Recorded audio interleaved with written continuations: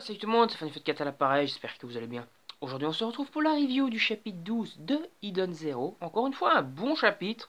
Il y a eu pas mal un peu de petites révélations, mais vite fait, c'était plutôt un chapitre, on va dire, pour introduire le nouvel arc. Ce nouvel arc qui sera donc le vaisseau pirate de Erzy Crimson. Donc à la fin du chapitre précédent, Chiki et compagnie se sont fait absorber par le vaisseau de Erzy Crimson, donc c'est-à-dire un espèce de champ de force les a attirés vers le vaisseau. Puis là, il y a Erzy maintenant qui apparaît dans un écran géant pour leur dire qu'ils vont les vendre comme des esclaves, donc à sur une planète, parce qu'ils ont envie de se faire des thunes, que c'est des pirates quoi tout simplement, et qu'ils vont aller sur une planète dont j'ai oublié le nom, mais où sur cette planète en fait, avant à l'époque de Y, c'était une planète où il y avait des jeux, c'était une planète un peu divertissement, et que maintenant c'est devenu un repère de brigands, où il y a plein de brigands, des gens à la Sibylle quoi, qui vont vendre des esclaves, acheter des esclaves, vendre des pièces détachées, de la contrebande, etc. Donc un refuge, on va dire, de pirates quoi tout simplement. Et donc Erzy est considérée comme la reine des sept mers cosmiques. Donc petit fanservice, petit clin d'œil donc au film de pirates, hein, parce que c'est quand même connu que des pirates sont les rois des sept mers, des sept océans, etc. dans la mythologie pirate, etc. Et ici donc ils ont fait un petit clin d'œil à ça, aux sept mers, mais au niveau cosmique. Donc Erzy est considérée en fait comme la meilleure pirate de l'univers limite. Donc c'est quand même déjà assez badass à ce niveau-là.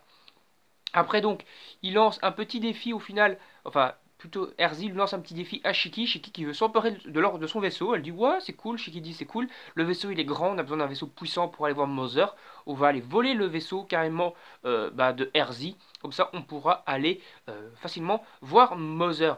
Et donc Erzy lui lance un petit défi, elle lui dit je suis 2 étages plus haut, essaye de venir me rejoindre si tu en es capable, et voilà, elle se frotte un peu les mains, elle a l'air de dire tu vas pas y arriver, je suis beaucoup trop puissante, mes hommes sont beaucoup trop puissants, etc. Et il se lance donc au final à l'attaque, on va dire, du vaisseau pour se rendre où se trouve Erzy. Vaisseau qui est un petit peu what the fuck, puisqu'à l'intérieur il y a plein de trucs un peu gélatineux, l'impression d'être à l'intérieur d'un monstre, du corps d'un monstre. Un petit délire à la Pinocchio justement, hein, avec Gepetto qui se trouve piégé à l'intérieur de la baleine. Ici, on a un peu l'impression d'être à l'intérieur d'une bestiole, quoi. Et c'est quand même donc assez cool, assez badass et assez un petit peu what the fuck de la part de Mashima. Et donc, au final, les pirates, les soldats, on va dire, de Erzy sont des espèces de monstres polymorphes, c'est-à-dire qu'ils peuvent prendre une forme humaine, mais qu'en réalité, ce sont des espèces de grosses pieuvres comme ça, c'est-à-dire qu'ils ont des tentacules pour se battre. Et donc, ils vont se battre un peu contre donc Chiki, Wise et Rebecca et Happy également.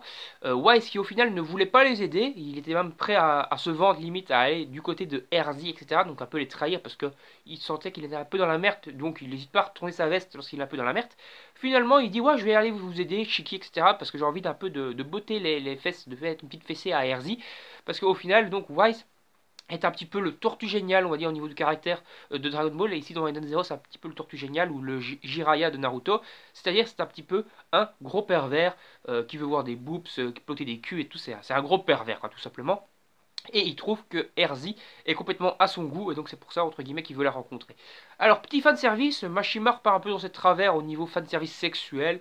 Bon, c'est connu pour Mashima, et au final, dans Hidden Zero, il le fait beaucoup moins. Il le fait beaucoup dans Fairy Tail, la quête de 100 ans.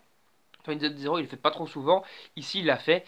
C'est-à-dire qu'au final, les monstres pieuvres tentacules, c'est un petit peu du hentai, on va dire, hein, du Yamete Kuyasai. C'est-à-dire que ces monstres ont chopé Rebecca en mode tentacule, et ont commencé à lui écarter, à montrer sa culotte, etc. Ouais, est-ce qu'il y a un gros pervers qui va encore lever le t-shirt de Rebecca pour voir son nombril et tout ça. Voilà, petit délire fanservice sexuel. Rebecca qui pète son petit boulon, comme elle avait déjà pété son boulon dans le chapitre 2 ou 3, lorsqu'il y avait les petits robots, les petits gangsters là, sur la planète Blue Garden.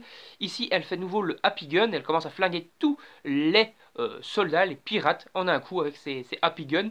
Wise qui est complètement choqué, parce que lui, tout simplement, il n'avait pas encore remarqué que Happy pouvait se transformer en gun, et que Rebecca était quand même un petit peu badass, parce qu'au final, elle est complètement en mode badass, en mode nouveau psychopathe avec sa tête de gros psycho lorsqu'elle prend les Happy Guns et qu'elle flingue un peu à tir la volée. Finalement donc Shiki, après donc surtout l'aide de Rebecca qui a un peu flingué tous les soldats, se rend jusqu'à chez Erzy et Wise et Wise et Rebecca, enfin plutôt Wise s'est encore fait choper par un tentacule parce il restait encore un qui avait survécu. Et pour se venger un peu de ce que lui a fait Wise en lui levant son t-shirt, et elle va également lever le t-shirt de Wise. Voilà, petit clin d'œil, petit humour à la Mashima, qui est pas de mauvais augure, c'est quand même assez sympa. Espérons qu'il aille pas trop loin, comme il y avait certains trucs dans Fairy Tail qui allaient un petit peu loin. Espérons qu'ici il se concentre toujours à fond sur son scénario et pas trop sur le délire boum ça tire la volée, parce que bon voilà, on peut en voir de temps en temps mais pas tout le temps. Alors au final, finalement Shiki arrive face à Erzi Crimson et en fait on se rend compte entre guillemets, bon ça on le savait à peu près, que donc Erzi est déjà super badass, surtout sur cette dernière page, elle est vraiment super badass, on voit que c'est vraiment la reine des pirates quoi.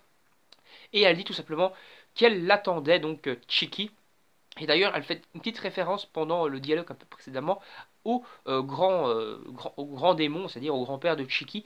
Et on se rend compte au final qu'à la base, enfin d'après ce que je comprends, hein, elle ne veut pas vraiment les capturer pour les ventes, mais qu'elle est vraiment en fait intéressée par Chiki.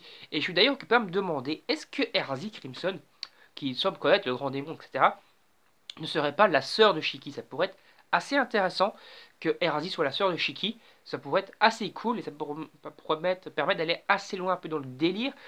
Parce que bah, Natsu dans Fairy Tail, il avait Zerlef comme frère. Ici, ça serait intéressant que Erzi soit la sœur de Shiki. J'allais dire Natsu, de Shiki. Bon, après, ça aurait été un peu trop vite parce qu'on était quand même dans le début. Vers la fin du tome 2, je pense que ce chapitre 12 conclut le tome 2. Et donc le visu de Erzi est la fin du tome 2 avec le petit délire qu'elle attend de Chiki, etc. Qu'elle parle du grand démon et tout. Ça peut être intéressant pour impatienter pour le tome 3.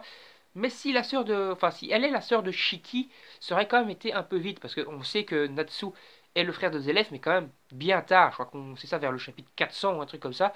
Où il a fallu au moins 40-50 tomes pour qu'on soit au courant qu'ils sont frères et tout ça. Si ça aurait quand même été un peu vite. Ça veut dire que peut-être que Mashima a prévu que son manga dure moins longtemps. D'ailleurs, je pense qu'il a prévu ça, hein. Je pense que ça va être un manga qui va durer une trentaine de volumes. C'est déjà quand même déjà pas mal.